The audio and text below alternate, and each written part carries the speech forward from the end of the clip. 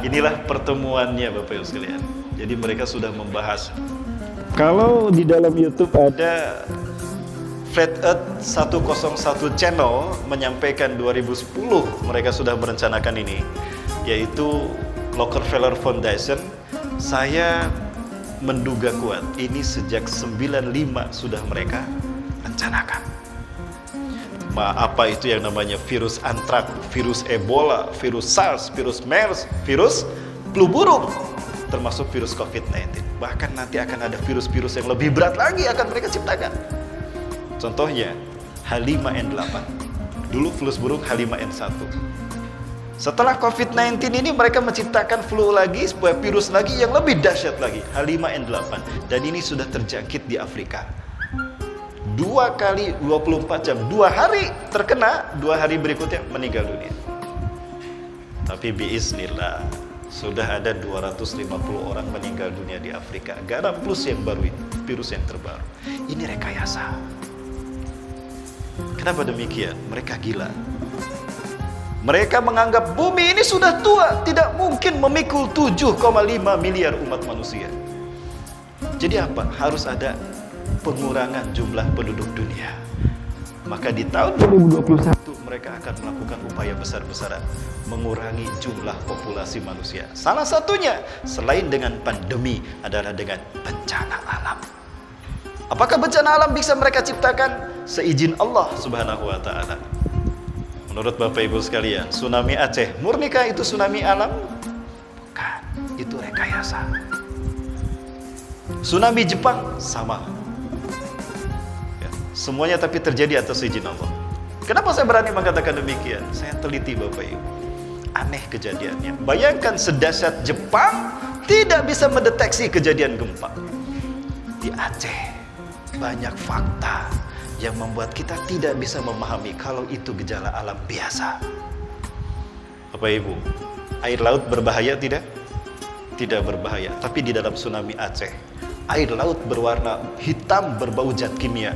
Semua pohon yang terkena air laut itu gosong. Dan tubuh manusia pun gosong, cepat membusuk. Kok bisa tsunami sedahsyat itu?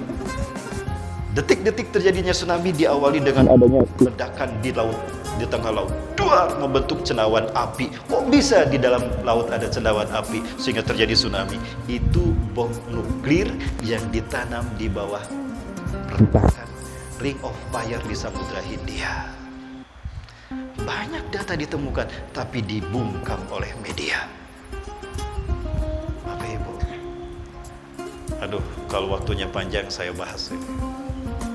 Mau saya perlihatkan Bapak Ibu, ini bencana buatan mereka. Boleh ya? Boleh, baik.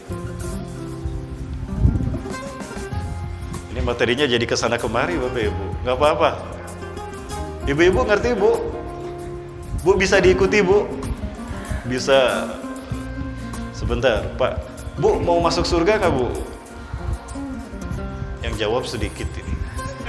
Berarti cuma sedikit yang berminat masuk surga. Ibu-ibu mau masuk surga?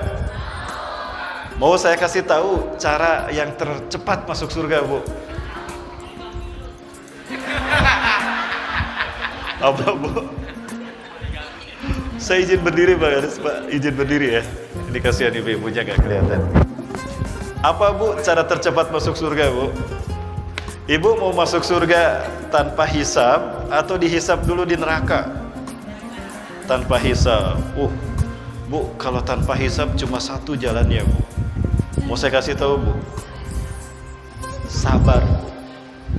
Sabar. Ini mohon maaf sekali lagi sabar. Ibu-ibu mau sabar? Benar. Pak dengar Pak. Bu mau sabar Bu? Kalau suaminya nikah lagi mau sabar gak? Itu ujian terberat bagi ibu. Tapi jangan sampai betapapun Allah menghalalkan ini, jangan sampai kita melupakan hak-hak sesama kita, terutama kaum wanita. Ya. Mohon maaf Bu ya, supaya tidak stres Bu. Karena ini materinya tegang Bu. Kita lihat yang satu lagi. Nah inilah yang menjadi aktor intelektual dari semua kekacauan yang mereka ciptakan. Profesor Klaus Schwab, dia dari lupa lagi saya, Swiss atau Jerman, ya. Dibantu oleh Bill Gates, sang maestro dari Microsoft. Nah, ini forum pertemuan mereka, World Economic Forum. Mereka bertemu rutin. Disinilah mereka membahas tentang rencana dan apa yang sudah mereka lakukan. Mereka sudah membahas bahwa COVID ini harus mereka ciptakan, ya, dan kita dibodohi oleh mereka.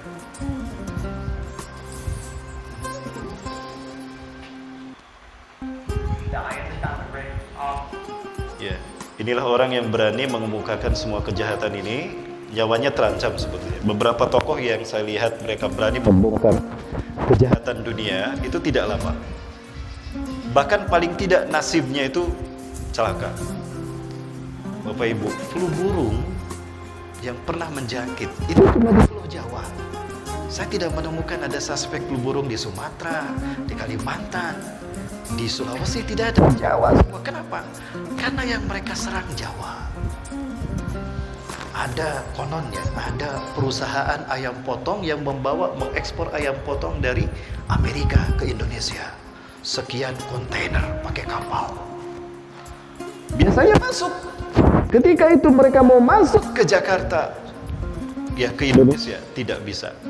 Ditolak. Kebayang Bapak Ibu, ayam potong dari Amerika ke sini, itu berapa lama dari Amerika ke sini pakai kapal laut? Ditolak di Dinas Imigrasi, Bea Cukai. Balik lagi lah ke Amerika, udah busuk tentunya, dibuang di tengah lautan. Rugi besar kan? Marah mereka. Diciptakanlah virus H5N1, virus flu burung. Dimasukkan ke pakan unggas, dimasukkan ke pakan unggas, sebar di Pulau Jawa. Habis unggas di Pulau Jawa. Bukan hanya unggas, manusia yang suka memakan ayamnya pun kena. Ini dibongkar oleh Menteri Siti Fadila Supari. Beliau membuat buku yang berjudul Tangan Tuhan di Atas Flu Burung. Amerika marah besar, WHO marah besar, PBB marah besar. Dipanggil itu sama Presiden, Menteri Siti Fadila Supari, supaya mencabut kembali bukunya. Tidak, ini kebenaran yang harus saya ungkapkan. Berani beliau berbicara begini di sidang umum PBB. Ini jahat. Ternyata beliau tidak lama berkuasa karena menentang sistem yang berkuasa di dunia. Akhirnya boleh dipenjara kan? Nah, ini adalah nasibnya. Orang berkata benar dibohongi, didustakan. Baik. Siapa saja tokoh-tokoh mereka, Bapak Ibu sekalian? Sebentar saya percepat. Ini perusahaan-perusahaan besar dunia yang membiayai program keji di tahun ini. BP, British Petroleum is another one. We also have Bayer in attendance. So BP is Ada Bayer, ada British Petroleum. International Chemical. Ini juga ada George Soros, para global elit kaum super kaya di dunia. Dia juga terlibat. Banyak yang terlibat.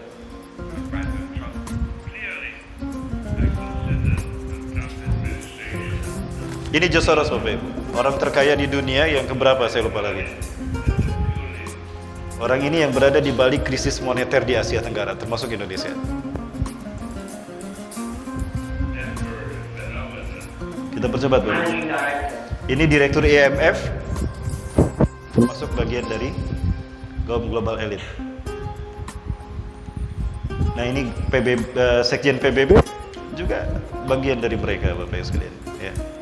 Nah, ini CEO British Petroleum. Dan inilah yang mereka ciptakan. Kekacauan dunia bisa mereka ciptakan, termasuk aksi-aksi demo di seluruh dunia. She gets the bottom of a lot of it, and I just pull out a few key points here that I'll now place to you. Right, triggers persistent rise in levels of unemployment. Unemployment creates strong societal risks, and we've already seen the impact it is having in terms of social unrest. Kemiskinan mereka ciptakan. Negara-negara yang memang memiliki potensi kekayaan alam yang besar, dibikin rakyatnya harus habis. Bagaimana cara menghabiskan populasi umat manusia? Reduction of population, diciptakan pandemi penyakit dan sebagainya. Yang miskin dibikin miskin. For example, Kalaupun tidak dibikin miskin, kuat ekonominya, kuat tatanan negaranya, dibikin demo di mana-mana. It's been called the largest Central American migrant caravan in decades.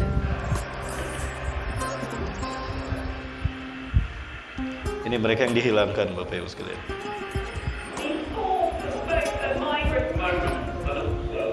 Dibikin negaranya kacau secara ekonomi, bangkrut perusahaan-perusahaannya.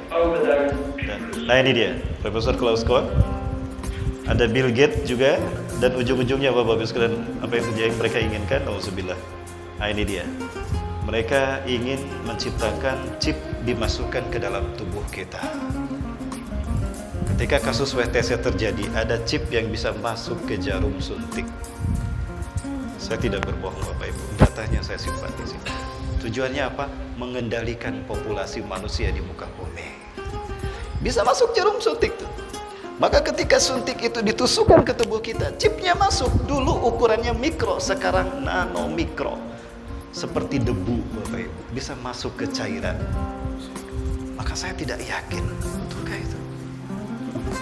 Allahu Akbar. Ini fitnah Dajjal. Dajjal cerdas luar biasa. Dia memiliki kecerdasan 60 tahun di atas akal jenius manusia. Chip ini nanti akan dimasukkan ke dalam, nah seperti ini. Mereka ciptakan dulu robot, nanti diuji cobanya kepada manusia.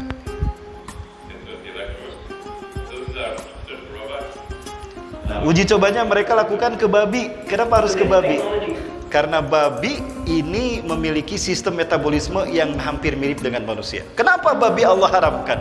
Bukan karena ada cacing pita. Cacing pita ada dua, ada Taenia solium, ada Taenia saginata. Sapi juga bisa kena cacing pita. Kalau memang cacing pita yang membuat babi diharamkan, kenapa sapi tidak diharamkan? Bapak Ibu, babi diharamkan bukan karena salah satunya itu, tapi adalah alasan terpenting. Karena DNA babi mirip DNA manusia. Konstruksi polipeptidanya mirip dengan DNA manusia. Sehingga kalau bersatu dengan daging kita, itu bisa, kalau digabungkan dengan daging kita, itu bisa bersatu. Sebentar Bapak Ibu, ada yang lahir dengan cara sesar. Ada? Perutnya dibelek kan? Setelah dibelek disambungkan lagi dengan cara apa? Dijahit kan? Kalau dijahit pakai benang tidak? Pakai benang. Itu benangnya dibuat dari apa? Usus babi. Silakan tanyakan. Kenapa harus usus babi? Karena usus babi ini kalau bersatu dengan tubuh kita, bersatu jadi daging kita. Bayang tidak ada hal yang haram masuk ke dalam tubuh kita. Bukan hanya operasi sesar, Pak. Operasi usus buntu, operasi ginjal, itu kan dijahit. Sunat juga. Itu proses cat-cat. Tanyakan silakan. Ini sudah diseminarkan, tapi buntu. Kenapa? Karena meninggalkan Quran dan Sunnah. Ustaz gimana? Saya sudah dijahit pakai itu. Ya nggak apa-apa. Kita adalah manusia yang makhluk yang luar biasa. Sehat tubuh kita regeneratif. Cara mengobatinya itu pakai air jam-jam. Usapkan pada air jam-jam untuk mendetoks racun-racun termasuk yang haram tadi. Ya, kemudian banyak minum air jam-jam, banyak makan kurma dan zaitun, haba sauda yang disunahkan Rasulullah SAW. Itu nanti akan mereduksi, nanti terbuang. Dia akan merusak selnya, digabung dipicu adanya sel-sel baru. Ini mohon maaf, saya menjadi ceramah seperti ini Bapak Ibu. Kita harus tahu. Jadi di kejahatan yang mereka ciptakan. Mereka coba pada babi, jika berhasil pada babi, baru mereka mencoba untuk manusia.